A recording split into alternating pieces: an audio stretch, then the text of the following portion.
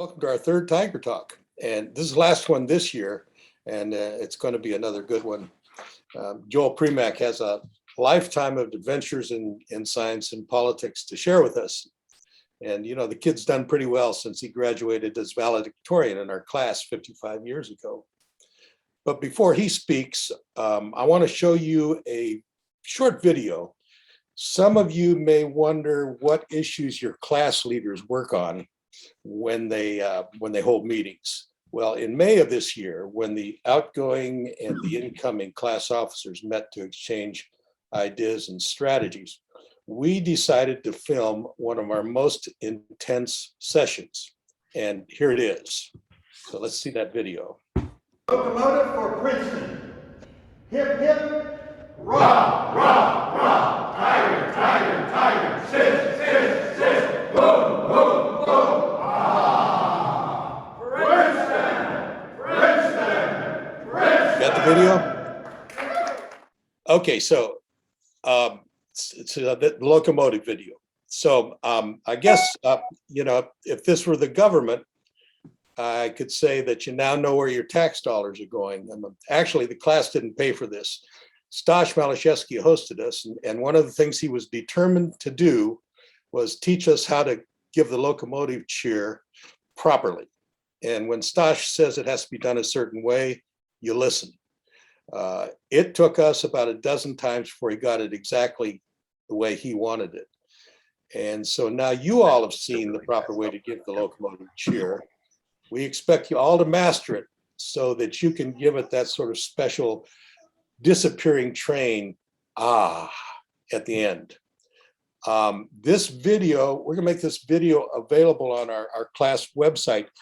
And I mention that because we have a lot of great stuff there if you haven't been there. We've got sightings, pictures, history, information, classmates, notes and writings. And we also have a direct link to our private Facebook, class Facebook site, which is also chock full of interesting stuff. As part of our community building program, we're adding as much as we can all the time to that now. For example, we just put some pictures up from the Yale Gate party that we held at Cannon Club before the game last Saturday. So if you haven't been to our class websites, be sure and check them out. And so, okay, it's time for me to stop so we can get on with our program. And it's really great that so many people have showed up for this. So I guess you could say it's time for me to get off. It's time to go from the ridiculous to the sublime. So enjoy Joel's talk. Ask him some tough questions. And next week, guys, have a great Thanksgiving. Hopefully this year, you'll be able to celebrate it with your family and friends comfortably in good health. John? So the sublime will have to wait just another couple of minutes for Joel to start. I have two things to do here. One is just some basic ground rules. We are recording right now. So if you don't want your face on, turn off your camera. Although when Joel is on, it'll just be Joel and nobody will be on the screen. Everyone has been muted. When we get to the end of the talk, we're going to have a Q&A. The way that we handle that is you should write a question into the chat, or you can even just write in there that you have a question. I will call on you, but you can ask your question. And so you'll come on the camera, or you can have your camera turned off, but in any event, you'll get to ask your question. While the talk is going on, we're just going to see Joel and any media that gets put up. And we're also going to see his wife, Nancy Abrams. I'll talk about them in a moment. There's also a closed caption feature. It should be at the bottom of your screen. If not, the way you turn it on is different for every platform, so I'm not going to go through that. Anyone who's hard of hearing probably knows how to do that already. And one more thing, we're taking December off on Tiger Talks, but we already have 5 talks lined up for the first half of 2022. And I'll just mention that in January, the first one is renowned cartoonist Mike Witte, who is on here today. You probably know him best because he designed the logo on our beer jacket. And he also has designed most of the logos for the various reunions, including our masked tiger for our 55th reunion. What you may not know is that he's an expert on Edward Hopper, and he's also an advisor to Major League Baseball on pitching mechanics. So he has lots of interesting stuff to talk about for January. And I'll close this part just by saying that if you have any suggestions for anyone you want to see on a Tiger Talk, please send an email to Steve Harwood, zz9harwood@gmail.com, and we will take it seriously. We have a long list of people that we're interested in, but we are always looking for more. Okay, so just to talk briefly about Joel, I don't want to embarrass Joel. Actually, I do want to embarrass Joel, but this is probably not the right time. We sent you a pretty long biography of him, but just for the benefit of anyone who hasn't read that, Joel is our class valedictorian. Rick Bowers and I were hotly in competition for that, but he beat us out somehow. He also got the class of '66 Locomotive Award for his many contributions to physics and for his contributions to the intersection of science and society. And it's really that latter thing that he's going to talk about mostly today. But in the area of physics, he is co-author of the theory of cold dark matter and has also been very involved in the exploration of dark energy, which is probably many of you know, are the two elements or whatever they are that make up the vast majority of the universe. It's just that we don't know exactly what they are, although Joel has some fantastic theories about that. Joel also has done many things related to the intersection of society and science. I'm not going to list them all off here, but there are many, and he's going to talk about them a lot. And I'm just going to say that very kindly, his wife, Nancy Abrams, has agreed to join him for part of the session today. Nancy collaborated with Joel on two books. She also wrote a book on her own where she got the Bishop Desmond Tutu to write the foreword. She is a graduate of the University of Chicago with a degree in history and philosophy of science and has a JD from the University of Michigan. She's also a musician with a published album. So she is every bit as consequential in the world as Joel is. So with that, I'm going to shut up. And now truly the sublime can start. Joel, it's off to you. Well, thank you. I'm going to share my screen.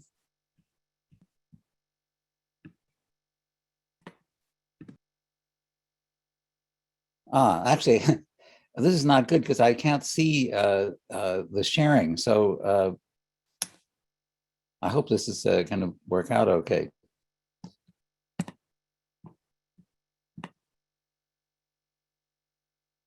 Okay, so is this the title of the talk, Adventures in Science and Politics? It's your first slide, Joel. It's the first slide. Great, okay. And just as T.R. Reid did, I'm going to have a motto here that you'll learn about only at the end of the talk. The first good thing I ever heard about uranium. So three scientists who greatly inspired me were Einstein, Andrei Sakharov, and Linus Pauling.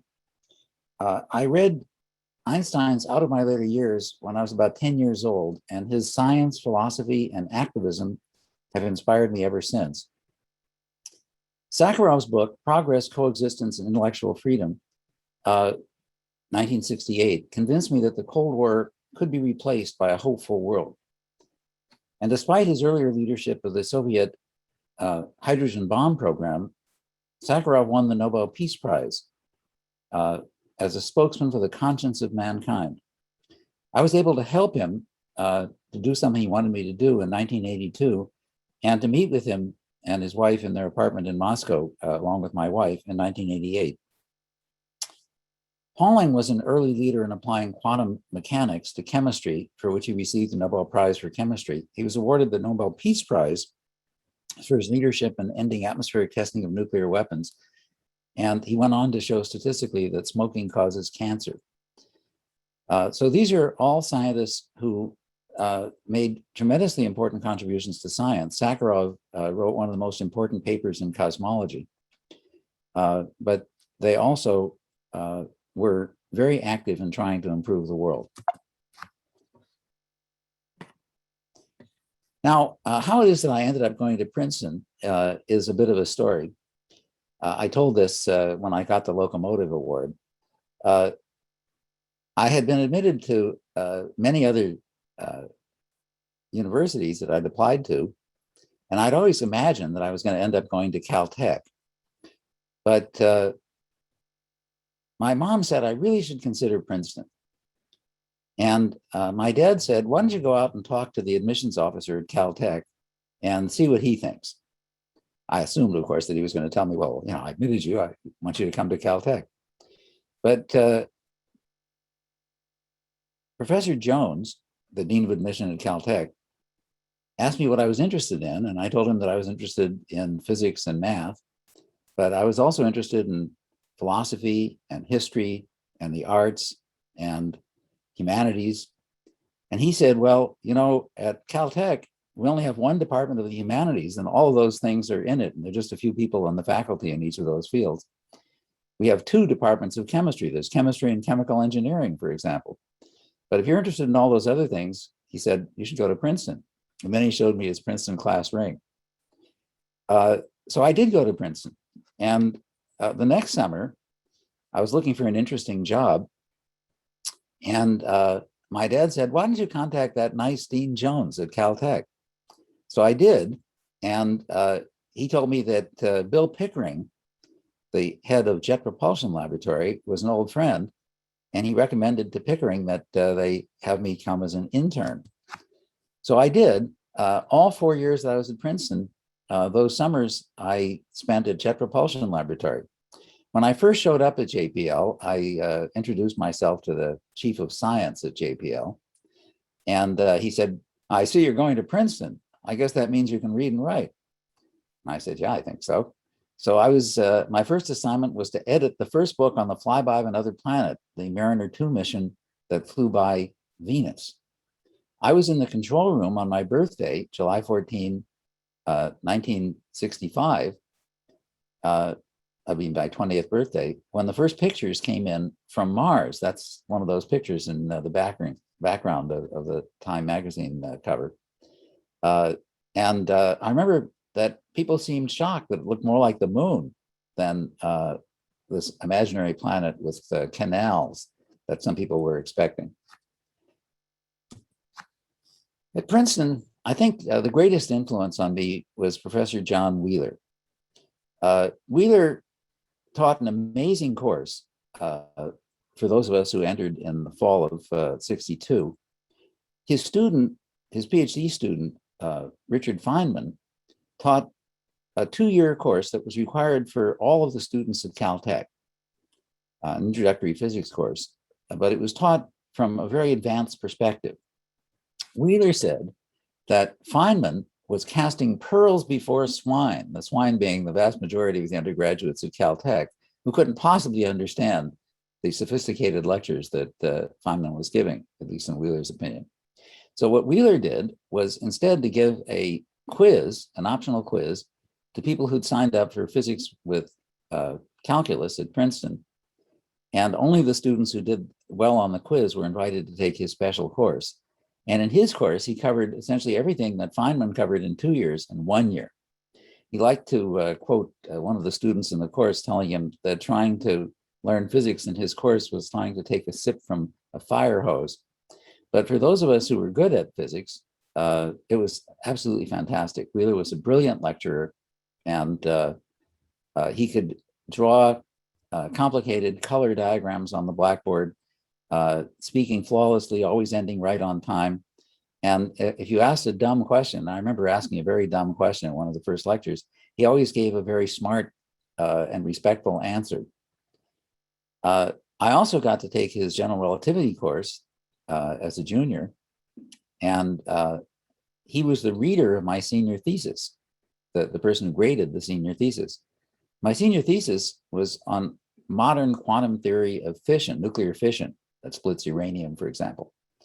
And Wheeler's most famous paper with Niels Bohr in 1939 was called the liquid drop model of nuclear fission. That had become the sort of standard picture. But the point of view of modern nuclear physics, it was actually completely wrong. And that was the point of my senior thesis. I worked out the correct theory, which is now the modern theory of nuclear fission. And I had a hard time convincing Wheeler that this was right. I was told that my thesis defense, which took all day, was the longest in the history, at least of the physics department at Princeton. Around 2 o'clock, I asked if I could have a couple-hour break.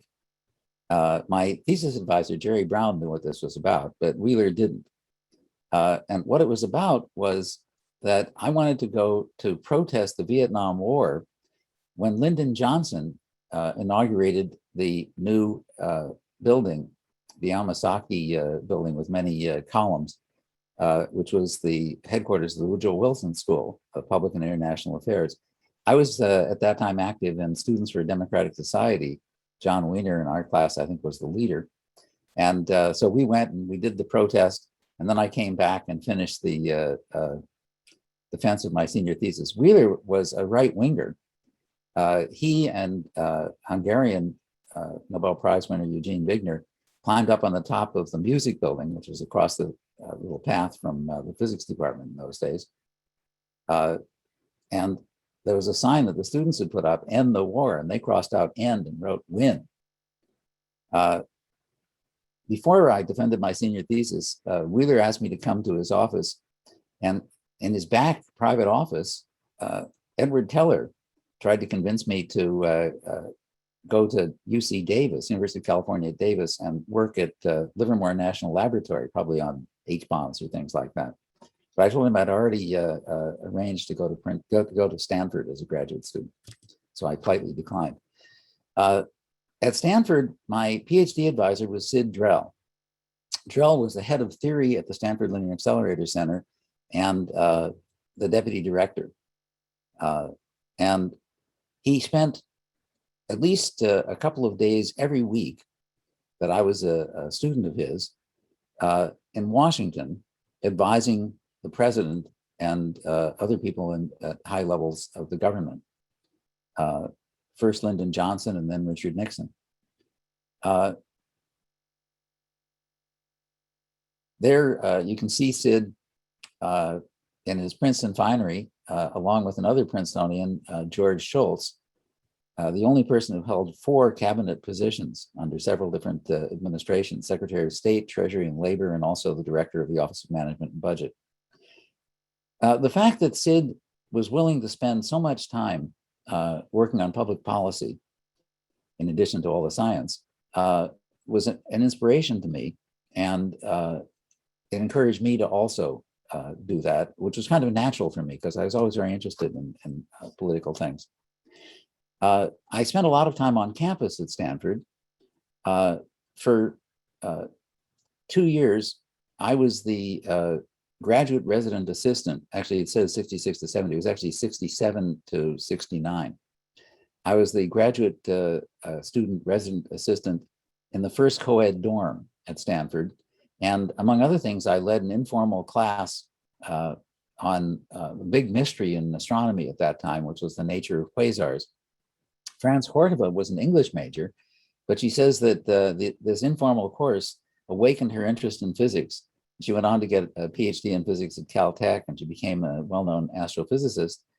And after serving as president of Purdue and other high positions in academia, she was the National Science Foundation director, 2014 to 2020.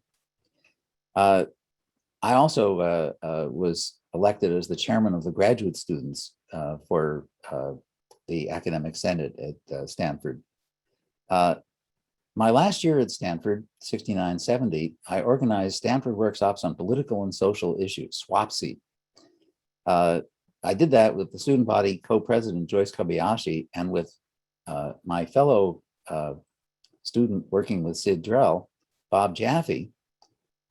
Jaffe was the valedictorian of the class of '68. The goal of these courses was to improve the world as well as to educate the participants. We organized 10 of these classes in 1969-70, and they were taught by grad students and Stanford faculty. Ned Groth, one of our classmates, led the SWAPC course on air pollution in the Bay Area with Professor Paul Ehrlich. SWAPC was quite active for more than 20 years, but under the administration of Condoleezza Rice as Stanford provost, it was abolished for being too political. So the course that I was deeply involved in that last year I was a graduate student, along with Bob Jaffe, was co-led by Frank von Hippel, more about him in a little while, and Marty Pearl. Marty won the Nobel Prize for Physics in 1995 for discovering the tau leptons. And what we tried to do in this course was to understand how the government was making so many mistakes in its dealing with science and technology and how we could improve that. And one of the things we did was a survey of senators and representatives with the help of Senator Alan Cranston and Representative Jeffrey Cohelan from California. Because it was sent by members of Congress, we got very good responses.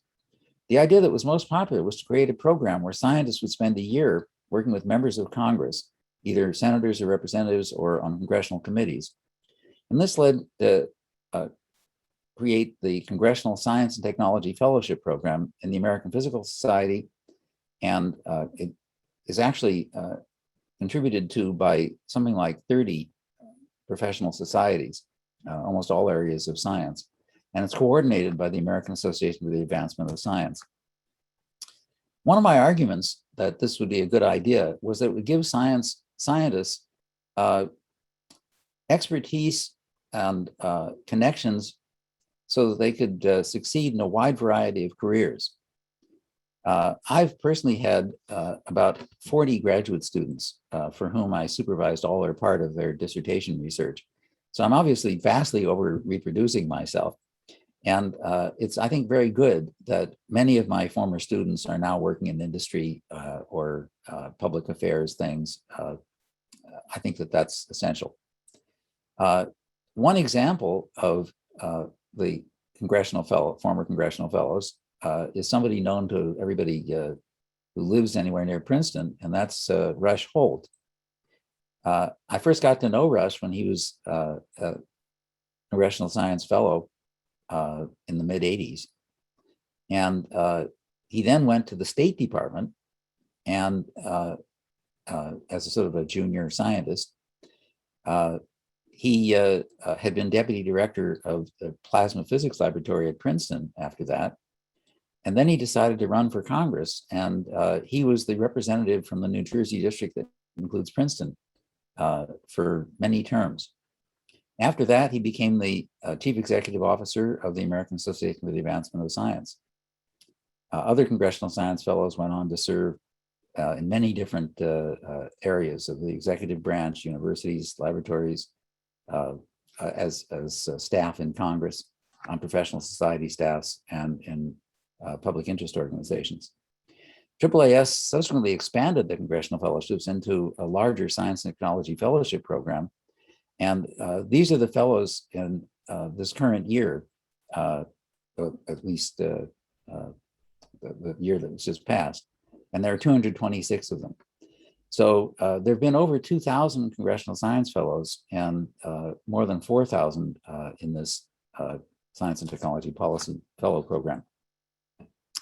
When I got my PhD at Stanford in 1970, I became a junior fellow of the Harvard Society of Fellows, which is a glorified postdoctoral fellowship. The physics papers that I wrote as a junior fellow helped to create what we call the standard model of particle physics. And on the right, you see the standard model. There's 6 kinds of quarks and correspondingly 6 kinds of what we call leptons, the electron, muon, and tau, and their corresponding neutrinos.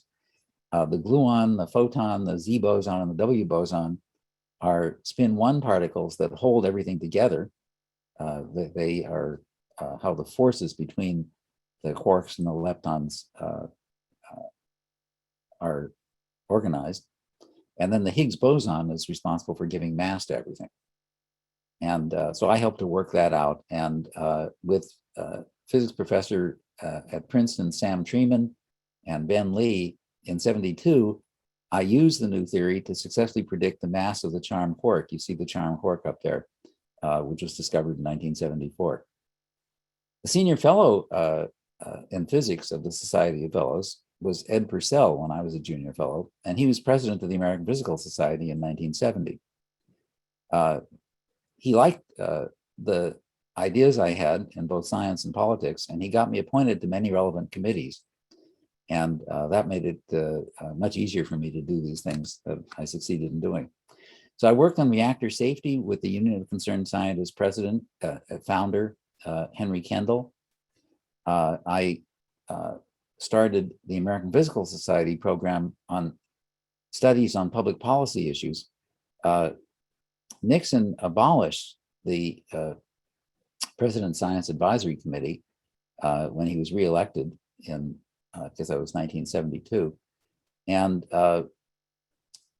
I thought that the physicists we should be able to do our own studies.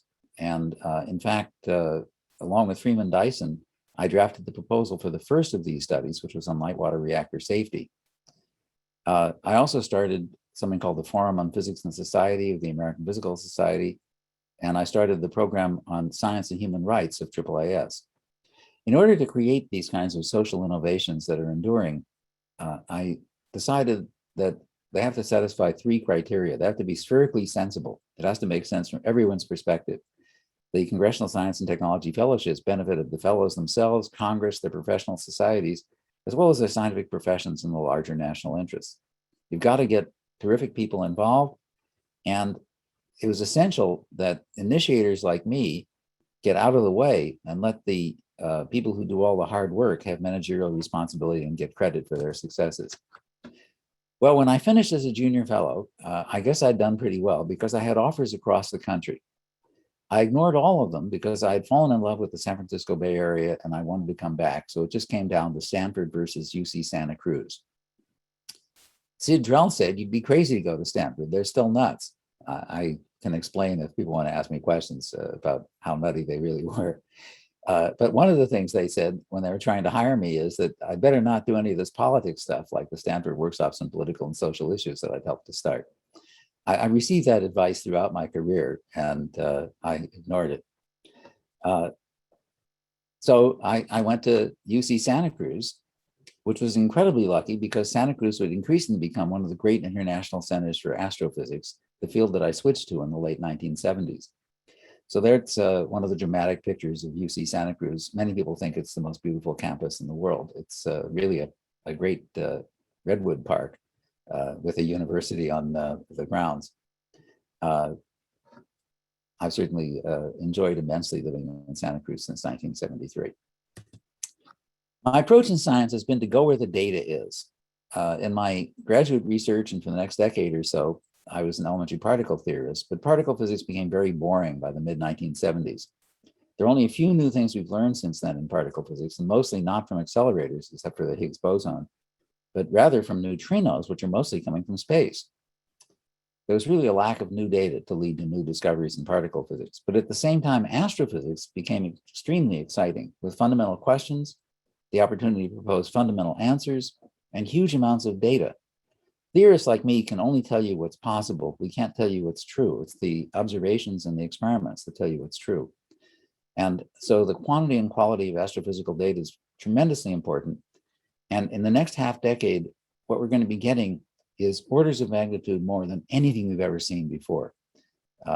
Ask me questions about that if you like at the end.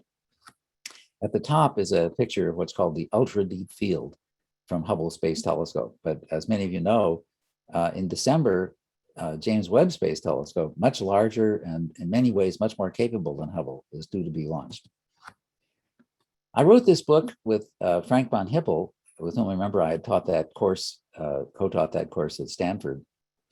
And in our book, we showed that by looking at many case studies, that scientists working as government advisors can tell the government how to do better what the government officials have already decided to do, but they can almost never make major changes. To do that requires outside activism, dissent, as we called it in the title of our book. Senator Kennedy and his staff were very interested in our book, and they invited us to come down to Washington and talk about how we could improve the situation. And what we did was to create something called the Science for Citizens program, which made it possible for newspapers, local and state level governments and interest groups to get connected to scientists and even pay for scientific consultants who could help them with improved knowledge and expertise.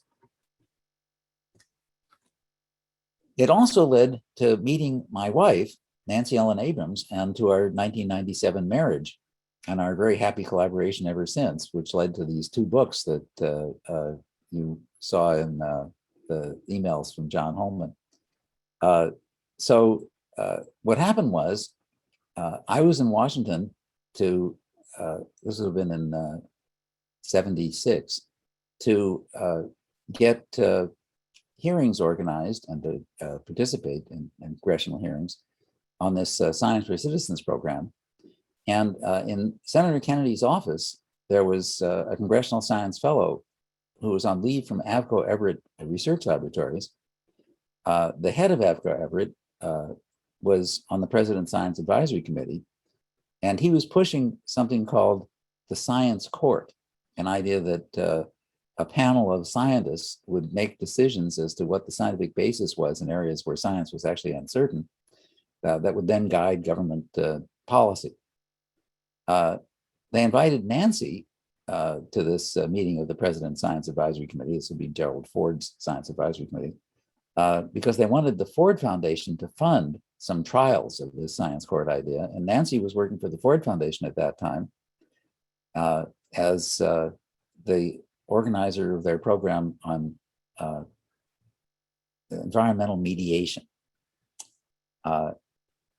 Nancy told me at the end of that meeting that she thought that the only person who made any sense in the meeting was me. My role had been to critique their proposal, and she thought it was a terrible idea. She said that the purpose of courts is to resolve disputes without violence. If they determine the truth, that's a nice extra benefit, but that's not the main function. One of the other things besides our books and our many articles and talks and so on was our daughter, Samara. Her stage name is Samara Bay, and she's one of the top dialect coaches in Hollywood. And she also has been coaching, especially women politicians, many of the people in Congress and mayors and things like that owe something of their success to Samara.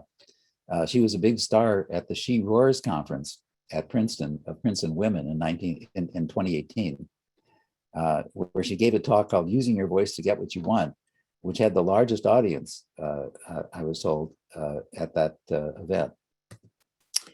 Well, I want to spend just a couple of minutes talking about politics, talking about science. So Zeldovich had been the head of the chief scientist of the Soviet atomic bomb program in World War II.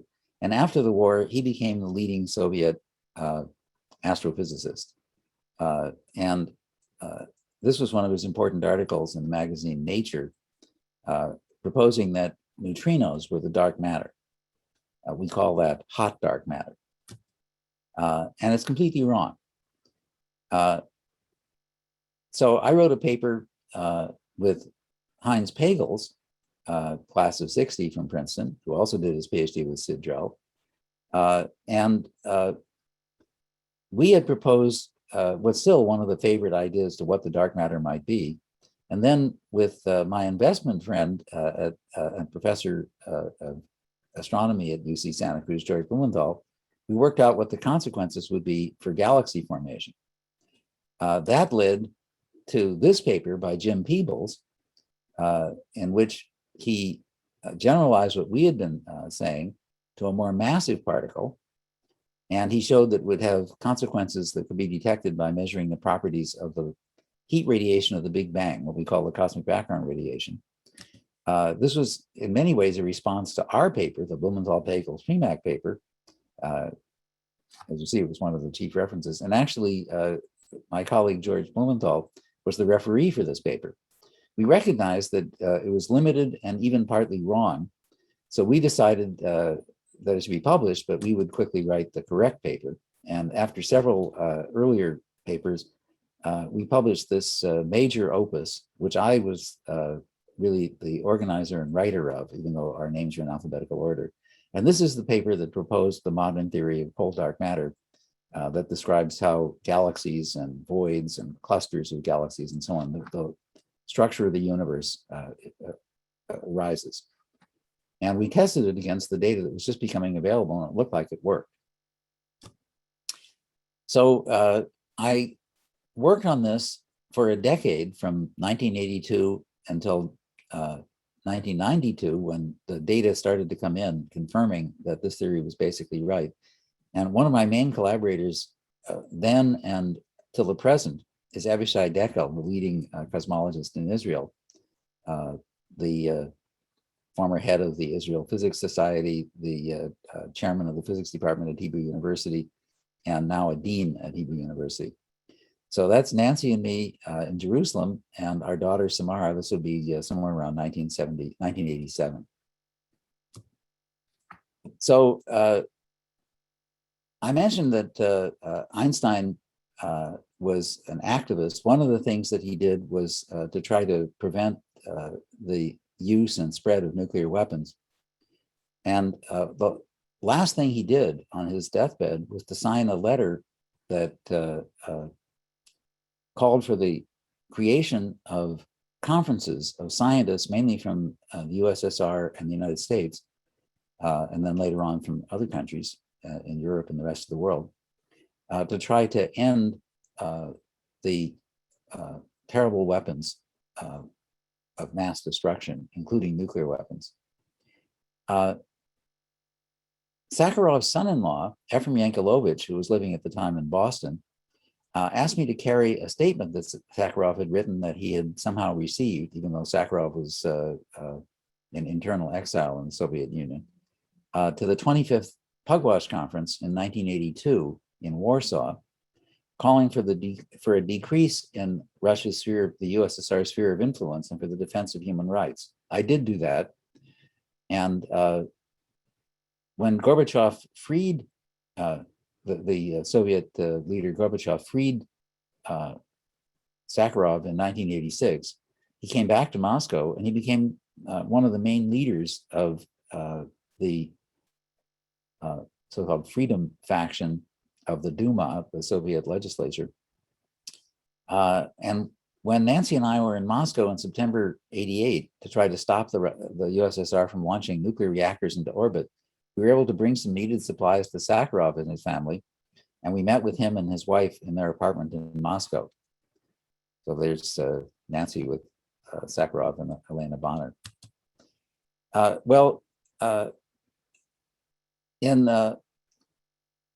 late 1987, Nancy and I actually had met in Washington with a number of Russian scientists who were working with Frank von Hippel, who by that time had become the chairman of the Federation of American Scientists, to try to tamp down the Cold War, and especially the arms race. This was during the period when Reagan was president of the United States.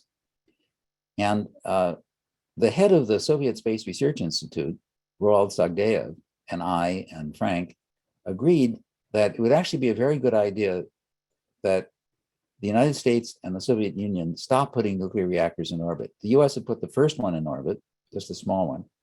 The Soviets were putting many of them in orbit to power radar satellites that tracked the US Navy so it could be targeted if war broke out.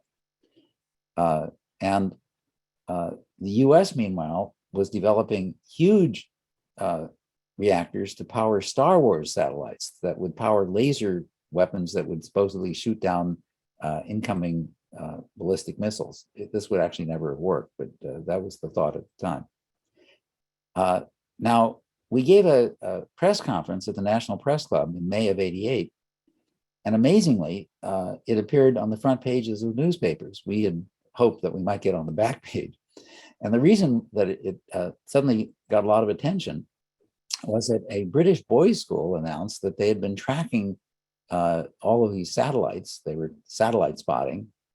And they noticed that the latest of these Russian nuclear-powered spacecraft was not where it was supposed to be in orbit and was misbehaving. And other foreign governments agreed with that.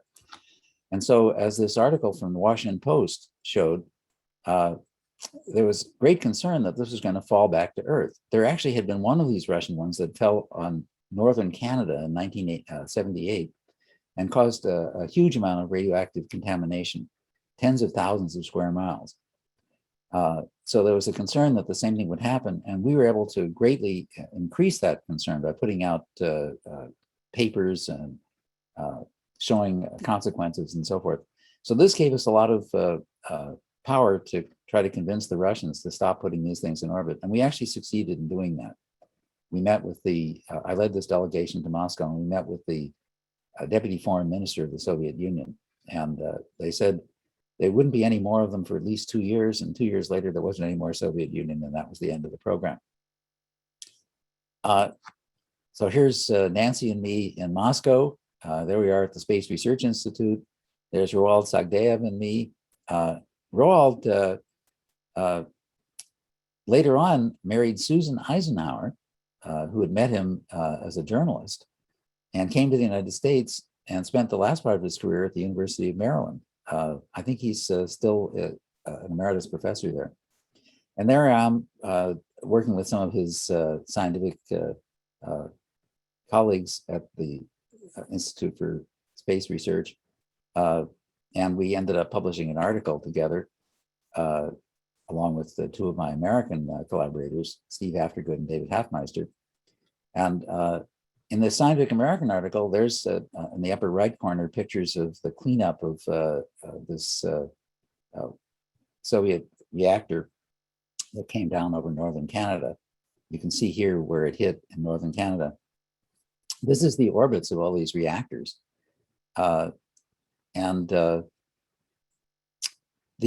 This diagram shows how the reactors would actually be injecting electrons and positrons, anti-electrons, into orbit around the Earth, trapped by the Earth's magnetic field.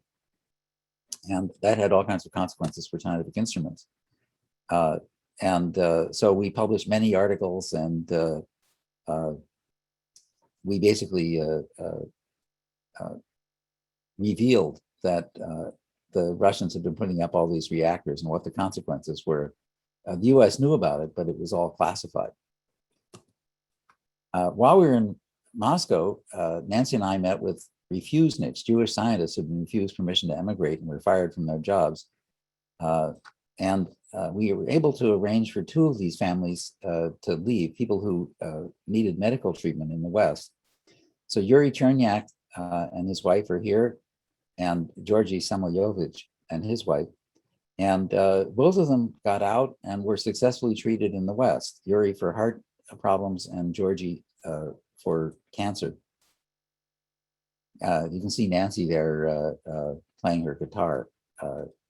She was writing wonderful little songs, including about stories that we heard in Moscow. Alex Zale did some of the first calculations for this new theory of cold dark matter, and we became friends. In 1987, he organized an informal conference in Budapest, where I met many of the top Russian astrophysicists whom I saw later in Moscow. Although Jacob Zeldovich, whom I spent that week with in Budapest after a previous week at a conference elsewhere in Hungary at Lake Balaton, he had meanwhile died in spring of '88. And it was a great honor when I came to Moscow that his former students and colleagues invited me to stay and sit in his chair in his office at the Institute for Physics Problems. And two of these young people, Lev Kaufman and Anatoly Klipin, were the youngest of Zeldovich's former students. And I ended up working with both of them. Sadly, Lev only lived a few years. He died very young of cancer. But Anatoly Klipin and I have published over 65 papers together, and we're still very actively collaborating. And in fact, I see Anatoly on Zoom almost every week. I was diagnosed with pancreatic cancer in January of 2018. And it's a disease that had killed my father and my younger brother when they were about 60 years old. And I had a Whipple operation, and initially it looked like that took taking care of it, but then it metastasized to my liver in December of 2018. When chemotherapy didn't help, my oncologist asked if I had any friends at Johns Hopkins, where they're pioneering cancer immunotherapy. Alex Zale told me that he was spending half his time at that time helping the immunotherapists with their software. And he asked the head of the program to help me out. And the phase 1 immunotherapy drug trial that I got into, it was a joint trial at the University of Southern California in Los Angeles and Johns Hopkins. And it appears to have cured me. If people have questions about that, you can ask me at the end. Well, so dark matter was really discovered in the 30s by Fritz Witte, and it was realized that it's most of the mass of galaxies by work due to Vera Rubin in the 1970s. And by the early 1980s, most astronomers were convinced that dark matter is most of the mass of galaxies and clusters. There was this brief time when people took seriously that idea that Zeldovich and his friends were pushing, that the dark matter is neutrinos. And then cold dark matter was proposed by my group and others, and it became the sort of standard picture. But only after, in 1992, the discovery of the fluctuations in the temperature in different directions and the heat radiation of the Big Bang. And these were just as our papers had been predicting. And there were variants with a little hot dark matter, cold plus hot dark matter, that's the CHDM, and also cold dark matter with a cosmological constant, that's that lambda CDM. And we worked them all out, and the data increasingly favored cold plus hot dark, favored cold plus cosmological constant. And then in 1998, type 1a supernovae and other evidence showed that most of the energy density of the universe is dark energy. The universe is expanding faster and faster, not slowing down. And so lambda CDM, the cold plus hot, the cold dark matter plus cosmological constant, or dark energy, is the standard cosmological model. And many observations of the cosmic background radiation by the NASA WMAP satellite, the European Planck satellite, the large-scale structure of the universe confirm the predictions of our theory. And maybe sometime soon, we will discover what the dark matter is. And maybe it'll even turn out to be what Heinz Pagels and I first proposed in 1982. So it's right around here that I wanted to have Nancy come in. So let me stop sharing my screen for a moment, and let's switch over to Nancy. Okay, there's Nancy. Okay, hi. Okay, unmute myself. Well, okay. Well, hi, everybody. You know, it's funny, Joel talks about this dark matter as if, okay, this is just the next theory in line. We discovered it, blah, blah, blah. But this is so weird that, and he started doing this very shortly after we got married. I mean, we were married in 77, even though he, in a typical male fashion, didn't remember it. He thought it was 1997, but it was 1977. So, you know, I think he mentioned, I have an undergraduate degree in history and philosophy of science, and my science was physics. So I did learn a lot of physics as an undergraduate, but I don't have a PhD in it. Nevertheless, I've been very interested in it. And when he started working on this theory, it already sounded very weird. But then when the evidence started coming in and it looked like it was true, it was very disturbing to me, because everything I had been taught about the universe seem to be wrong. I mean, here's this weird theory that 99.5% of the entire universe is invisible, weird stuff. And we don't know what it is, but we know how it behaves. So he and I really, we talked about this a lot because it was just, what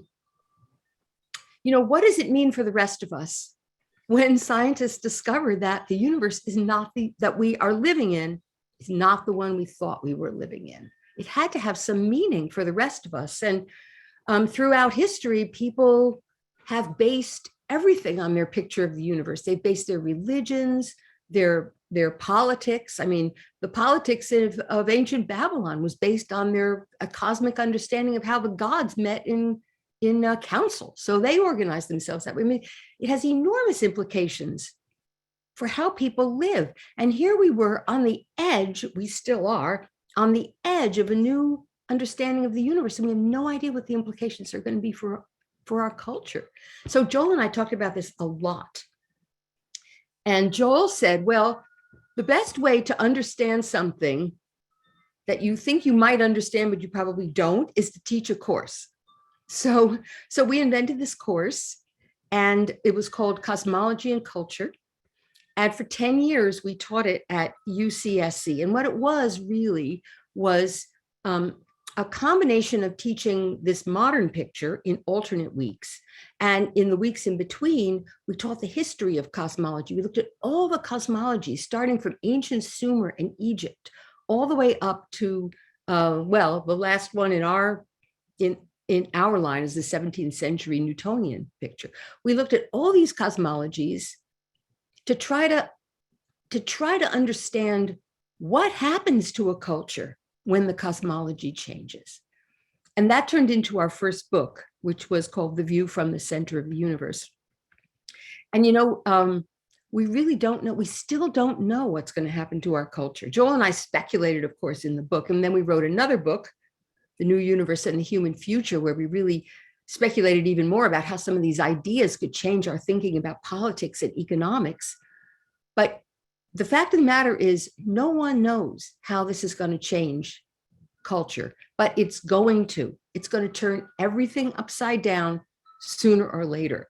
So this is really not just another theory piled on top of an earlier theory. This is really an upheaval, and it is just as important as the Copernican revolution was, which helped end the Middle Ages. So we will see where this goes. Do you want me to talk about anything else? No, that's good. Thanks, Nancy. Okay. I'm going to go back to sharing my screen. Okay.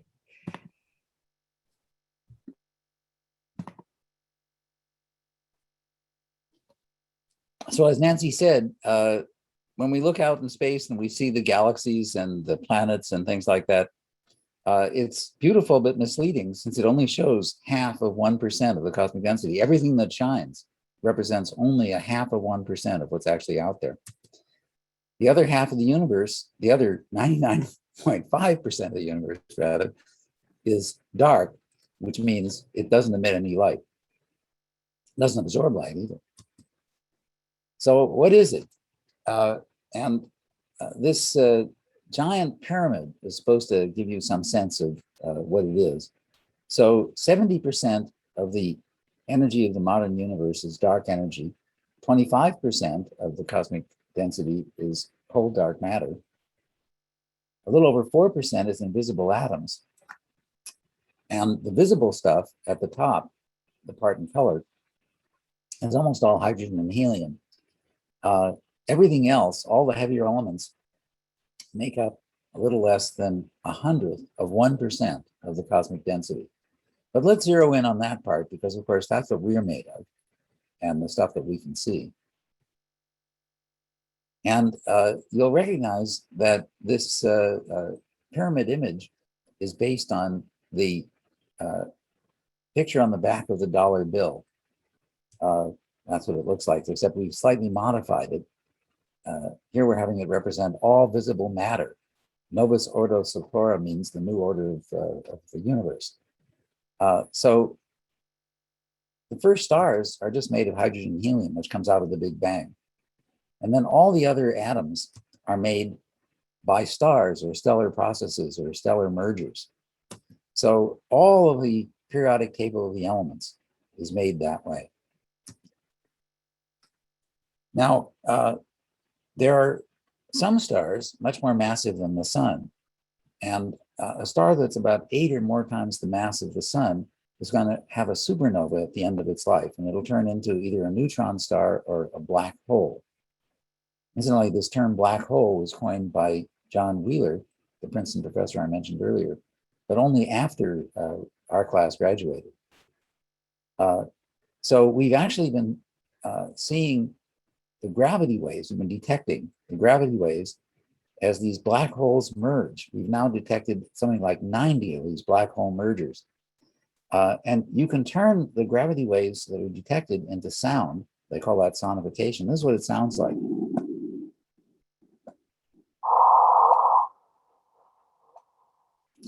That chirp is, it only lasts a few seconds.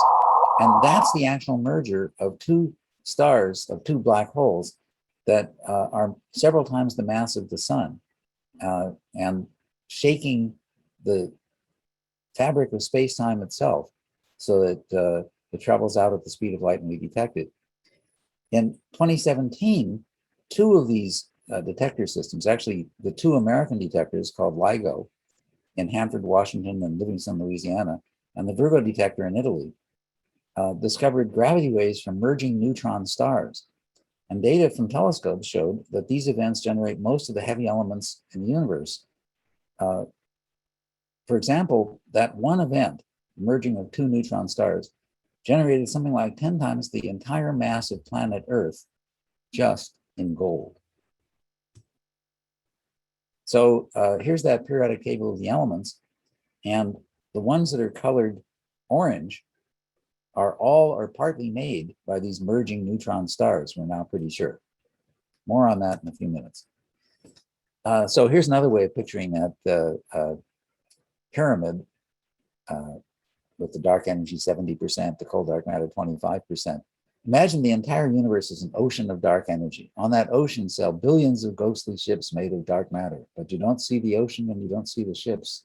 All you see are the beacons on the tops of the masts of the biggest ships. Those are the visible galaxies. This is Nancy's idea, to have an artist draw this for our second book, The New Universe and the Human Future. So dark matter ships on a dark energy ocean is our modern picture of the universe. And we call this in our public lectures and our books, the double dark theory, because of course it's mostly dark matter and dark energy. The double dark theory, the cold dark matter theory, proposed that something that we call the mass variance on different scales, and this is from 10 to the 12th to 10 to the 23rd, so 11 powers of 10. And you see that the data is totally consistent with our predictions, and the data comes from all these different sources that are illustrated here. So this is completely consistent with our theory. And the heat radiation of the Big Bang has now been detected by these satellites and is now being detected by ground-based experiments. And the wiggly curves in blue are the predictions of the theory. And the points, every one of those red points is a separate independent measurement. And as you can see, there are simply no discrepancies. The theory is correct. Actually, there's a slight wrinkle on that, and if people are interested in knowing the latest, ask me at the end. So another big success of the theory. I'm just going to spend a couple of minutes talking about planets, and then we'll be done. So we've discovered most of the planets that we know, almost 4,000, through a satellite called Kepler, which has been looking for the first 3 years of its life anyway, at the same 150,000 stars, fairly close to the sun in our galaxy, the Milky Way, and looking for planets to cross across the face of those stars and decrease the light a little bit. And we've in fact discovered a number of systems with several planets. So we used to think that our system is typical with rocky planets the planets Mercury, Venus, Earth, and Mars near the sun, all in pretty circular orbits, and the big gas giants, Jupiter, Saturn, Uranus, and Neptune, further out. Well, we've never seen another planetary system like ours. So most planetary systems are much smaller. The ones that are larger rarely have circular orbits. And the most common type of planet is 2 to 6 times the mass of Earth, a super Earth, but no such planet exists in our solar system. Some planets are in what we call the habitable zone around their stars, where water would be in liquid form, but most of these planets are probably not hospitable to advanced forms of life. For one thing, they might not have an optimal abundance of the long-lived radioactive elements, thorium and uranium, to power plate tectonics and permit a magnetic dynamo. Too much thorium and uranium would cause a lava world with frequent flood volcanism, which caused the greatest mass extinction events on Earth. Our living Earth is a rare Goldilocks planet with just the right amount of uranium and thorium, not too much and not too little. Well, this is an illustration for the press release accompanying our paper on this, which was published last year. So there's in the middle Earth, with both a magnetic dynamo making a magnetic field and plate tectonics, recycling carbon and other things. If you have a little more thorium and uranium, and because these merging neutron star events are extremely rare, there'll be a lot of difference in the amount of thorium and uranium that different planetary systems get in their stars, depending on how close they were to one of these events that produce these heavy elements, the merging neutron star events. So there are plenty of stars that have 2 or 3 times as much as the sun, and plenty of stars that have a half or a third as much. And the ones that have more will be lava worlds with huge amounts of volcanism and no magnetic field. The magnetic field shields us from the cosmic rays and it helps protect our atmosphere.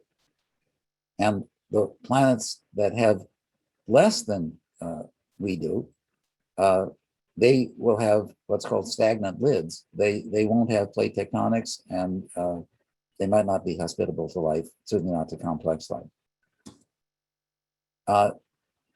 The rare earth element europium, like uranium and thorium, are produced by these merging neutron stars, but the europium is easily detected in the spectrum of stars. It's been detected actually in hundreds of thousands of stellar spectra. And that can tell us the abundance of the uranium and thorium, so we can determine which planets it's worth spending a lot of telescope time investigating to see if they have complex life. So uranium and me, my Princeton senior thesis, Modern Nuclear Fission Theory, working with Henry Kendall and Freeman Dyson on reactor safety, starting the Physical Society's reactor safety study. I didn't have time to talk about Nancy's scientific mediation on Swedish nuclear waste disposal, but you can ask Nancy about that. The Pugwash conferences that Nancy and I attended on ending weapons of mass destruction, stopping the nuclear reactors in orbit for Rorsats and Star Wars satellites, the energy courses that I taught at UCSC, including with Ted Taylor, the person who designed the largest and smallest fission bombs that the US ever made. I served on the nuclear reactor, the Nuclear Regulatory Commission study after the 3 Mile Island accident. Didn't talk about that earlier. And as I just mentioned, we discovered that Earth is a Goldilocks planet from the point of view of radioactivity. And that, when I explain this to people, is what one person said is the first good thing I ever heard about uranium. So I promised that at the end of the talk, I would come back to that. So as I've said, mixing science and politics has enriched them both for me. And the advice I got not to do that, I never followed, and I'm glad I didn't. Here are some of the people I mentioned earlier in a more recent photo. Frank von Hippel, who's been at Princeton for, I think, 4 decades now. Ned Groth, our classmate who led one of those SWAPC courses, and Bob Jaffe, who worked with me and Jose Kobayashi to start SWAPC, and then he and I and Frank and Marty Pearl co-led that one on how the government could do a better job in making decisions on science and technology, especially Congress. There's a video, I don't know if we have time, but if we do, this is the first screen, and then you guys can take it over. I sent the video to Steve Harwood and his assistants, Lisa and Lyle. So if you could show it, it only takes about a minute. And the music is by Nancy. She's also a musician.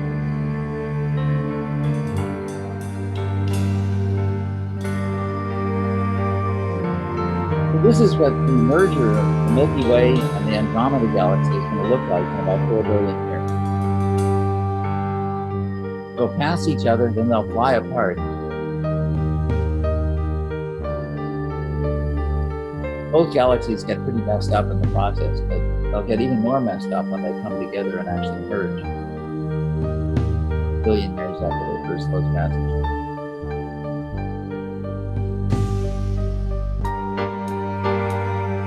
And then another billion years will go by as the stars sort of reorganize themselves into what we call the mixed galaxy.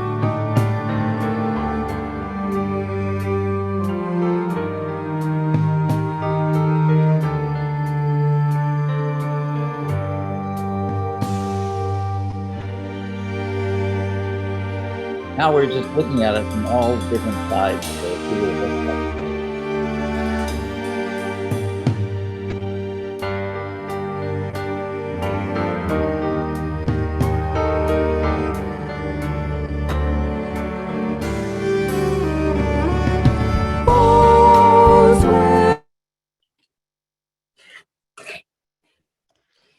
Okay, Joel, are you still there?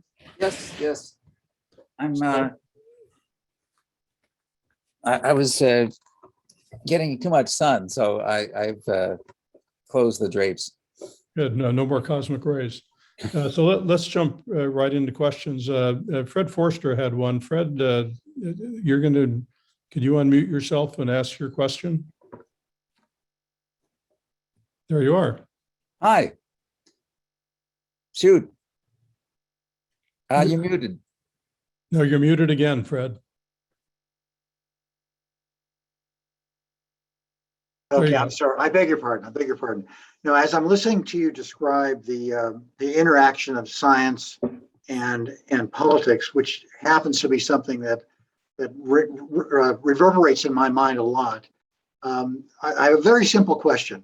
How do you react to the way that interface has functioned in climate change and COVID? I have to say that not very well, not so well in either case. On climate, the job that Nancy had, my wife, just before we were married, was at the Office of Technology Assessment, which was, there were two main things that Congress did to try to improve the way it dealt with science and technology. The other one, besides the Congressional Science Fellow Program, was the Office of Technology Assessment, a sort of science advisory arm for Congress, which was abolished when Newt Gingrich took power in 1993.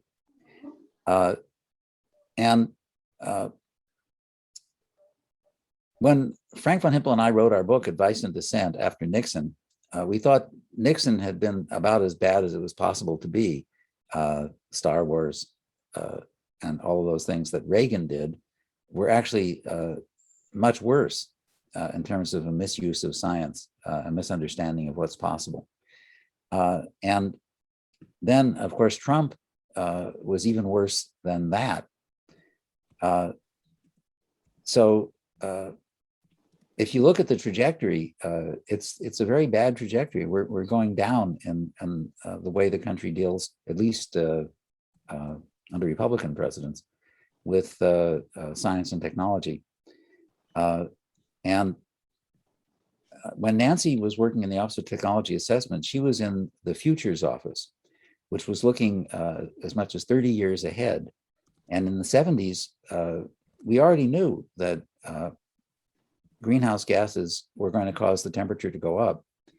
And we just learned more and more the details of how that's going to work. And we still don't know just how bad it's going to get.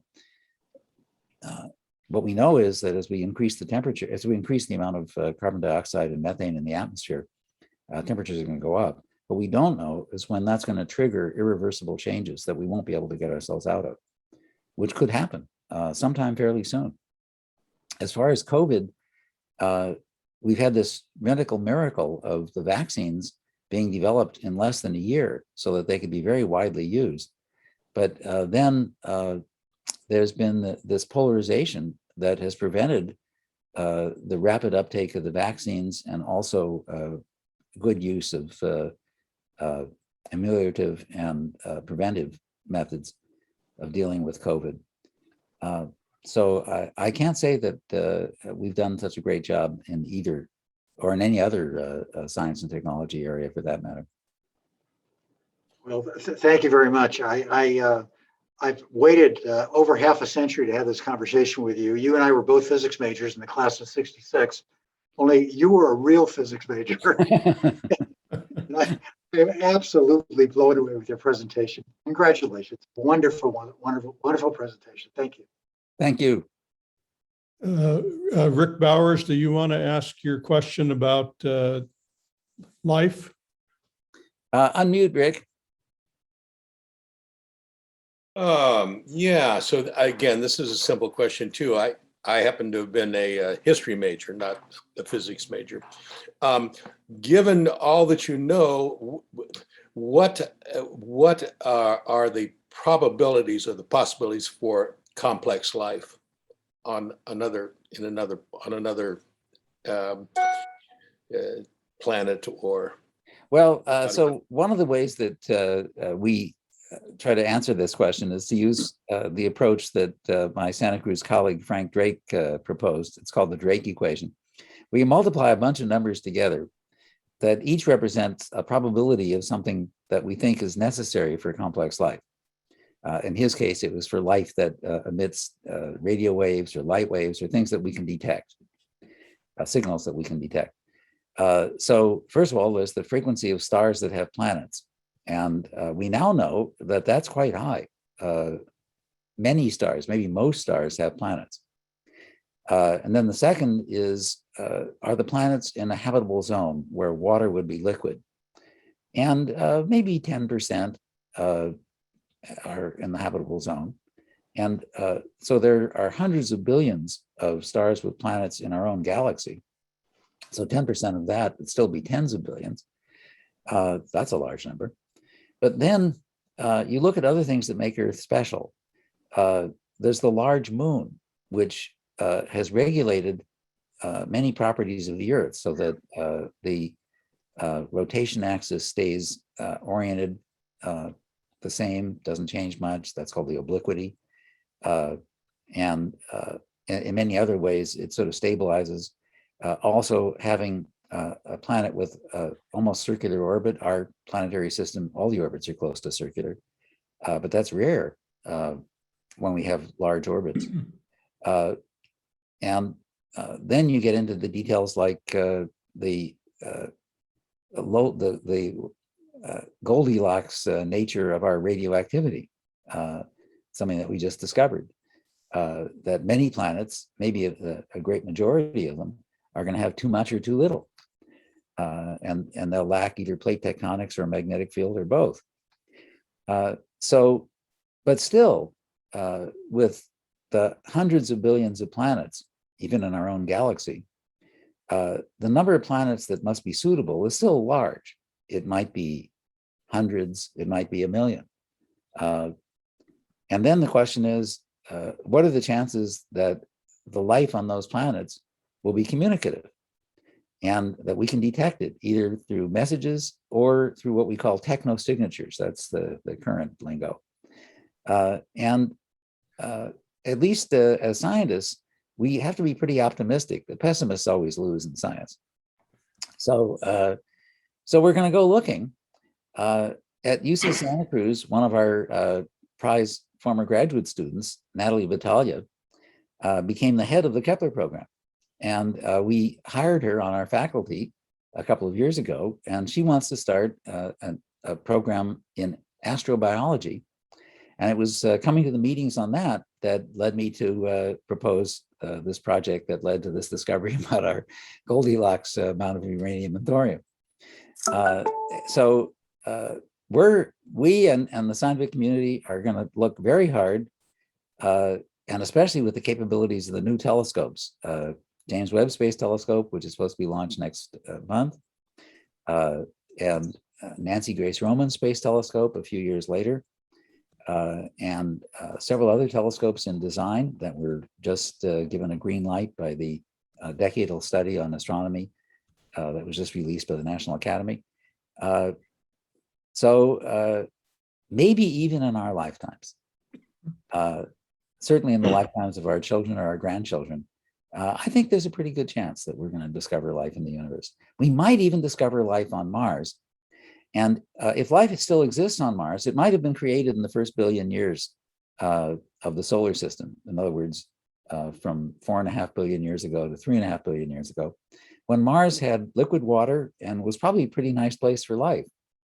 Today, the survivors could be underground on Mars, and something like half the biomass of Earth is actually underground.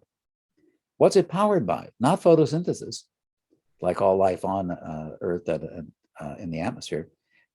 Instead, by radioactive decay, uranium and thorium.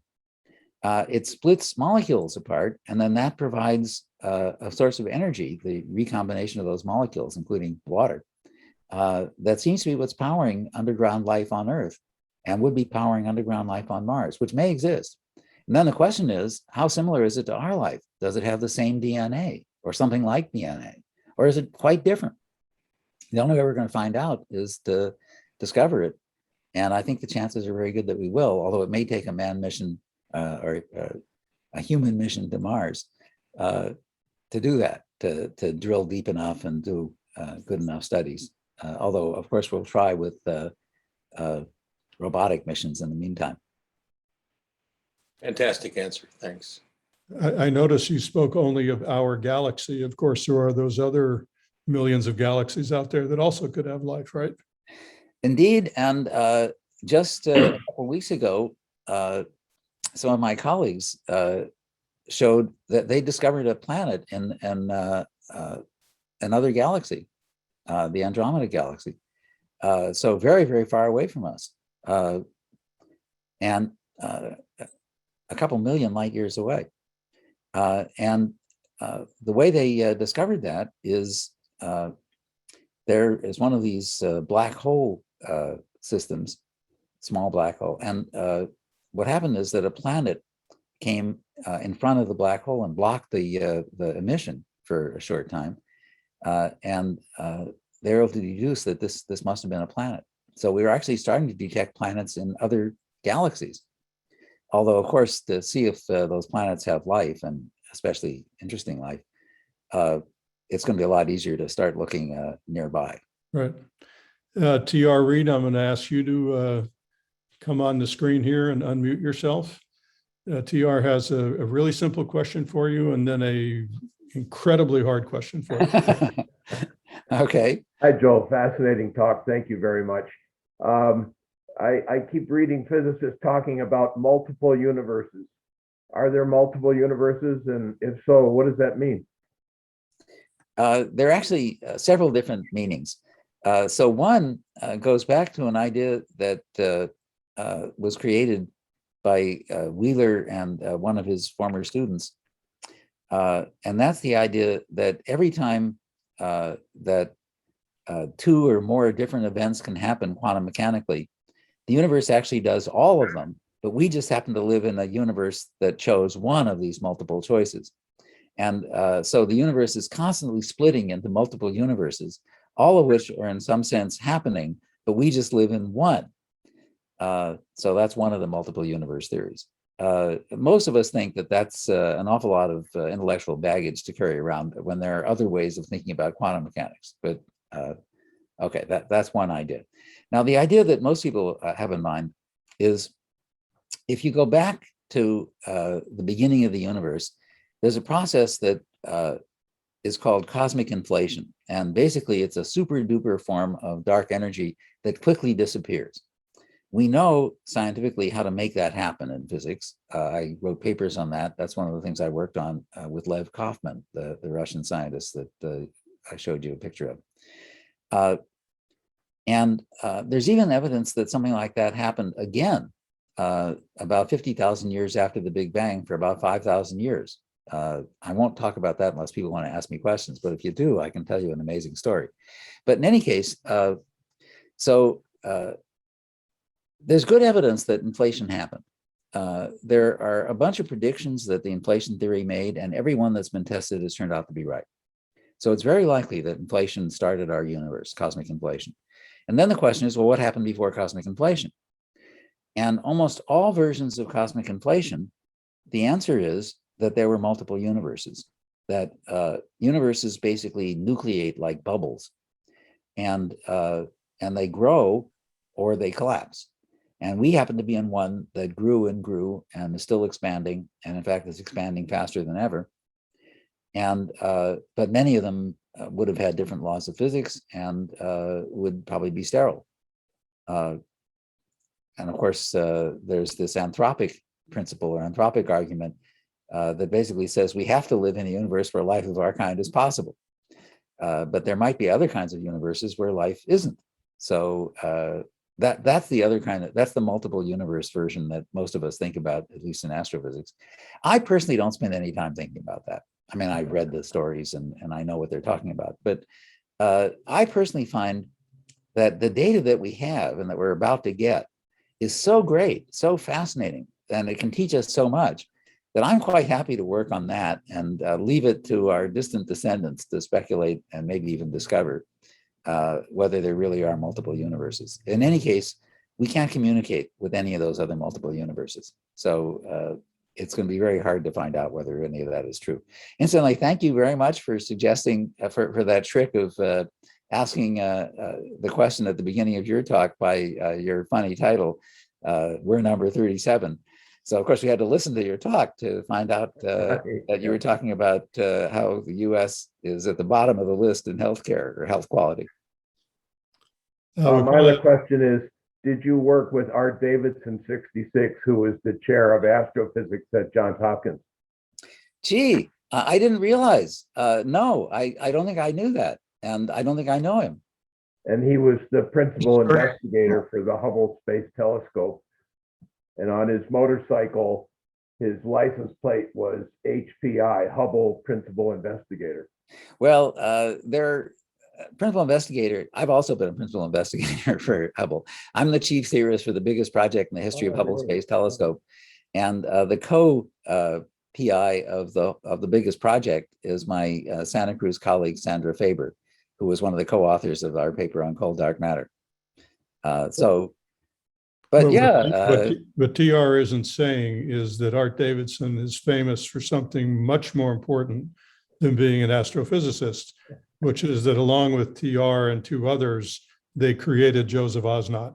Ah, okay. Well, thank you for clarifying who this guy is. I'll obviously have to get to know him. He unfortunately, he passed away, what, 10 years ago? Okay, well, yeah. I met virtually everybody in physics and astronomy at Johns Hopkins because that's the headquarters for Hubble Space Telescope, Space Telescope Science Institute, it's called. It's right across the street from the Bloomberg building, which is where physics and astronomy are located. And I've been there many, many times in my various roles. And so I probably met him. I think we have time for one more. Jay Trees, do you want to come on? Hello, yeah, wonderful talk. I'm always fascinated, but I'm also not a physics major, but I love reading about what's going on, all the news theories, and dark matter and dark energy are particularly fascinating to me. I come up with my own theories, which I ask some other person who knows something, and they tell me it's idiotic. So I just wondered what you expect. When do you expect something to come out, and how will it happen that we find something about dark energy or dark matter that we can put our hands around? On dark matter, what we want is to do three things. We want to detect it in the laboratory, and there are experiments that are now close to having answers that are 100 times more sensitive than our previous experiments. They involve liquid xenon, and there's 7 or 8 tons of liquid xenon, much larger than we've had before. There are 3 such experiments, one in the Gran Sasso laboratory in Italy. There's one in the Home State Gold Mine in South Dakota. And there's one in China, and that's called the Panda X Experiment. And that's the deepest underground laboratory in the world, and in many ways the best. They all may be on the verge of detecting something, since they're so much more sensitive than we've had before. On the other hand, if they don't detect anything, that's bad news, because it's going to be hard to get much more sensitive, because there's a background having to do with neutrinos if you try to make an even more sensitive detector. We want to also make the particles at accelerators. We've been very disappointed that we have not seen this happening at the Large Hadron Collider, our big accelerator, the only really big accelerator operating in the world. The United States was building a much more powerful superconducting super collider that was canceled because it was running slightly over budget. If that had been built 20 years ago, we might very well have found the answer. The machine in Geneva, the Large Hadron Collider, is a much less powerful machine, but it's going to be operating at least 10 times the intensity that it was operating before. And it may be that we'll start to see these rare events that will be interpreted as dark matter production and decay, and actually the elimination of the dark matter particles, not their decay, but leaving the detector unseen because they're not going to interact. Okay. The third thing is to see the dark matter indirectly. For example, the theory that my colleagues and I proposed says that if the dark matter particles come together, they can annihilate and turn into ordinary matter with a lot of energy. And the signal that's predicted, which would have come especially in the center of the galaxy, which is where the dark matter is densest, and we see exactly what was predicted. The problem is that there are other possible explanations. So that's the one case where we actually have a lot of data, but then the question is that data really showing us that it's dark matter or not? Maybe we'll find out. What we want is to see all three things, and we want to see the laboratory discovery, production, and indirect detection all pointing to the same exact thing, the same massive particle, the same characteristics of the particle. And in that case, we will have discovered it. And as I say, the only one we actually have positive evidence for right now is this indirect detection, which could or might not be actually evidence for dark matter. Dark energy is a more complicated story. And mainly what we need to do with dark energy is to look more carefully at the past to see if the dark energy, as we go back billions of years, has changed. If so, it's not a cosmological constant, it's not a property of space-time, but rather it's something that is dynamical, it's changing with time. And that'll be a big clue as to the nature of it. That's the best short answer I can give. Those are great questions, actually, that each of you asked. So well, thank you for that question. Joel, we've arrived at the magic moment that we've been on for 90 minutes and people's attention spans flag even when the topic is extraordinary. So we're going to call a halt. I'm just going to say what I feel, which is this is amazing and wonderful.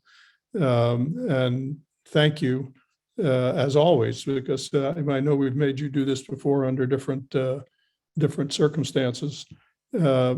And you can even get to look at me if you like. And so thank you for doing this. Thank you to Nancy. This is well above and beyond the call of duty for Nancy to be asked to do something like this. So thank you, and until next time. Well, thanks again for inviting me. It was a pleasure. Thanks to you all for staying on and enjoying such a wonderful talk. Bye-bye, everybody.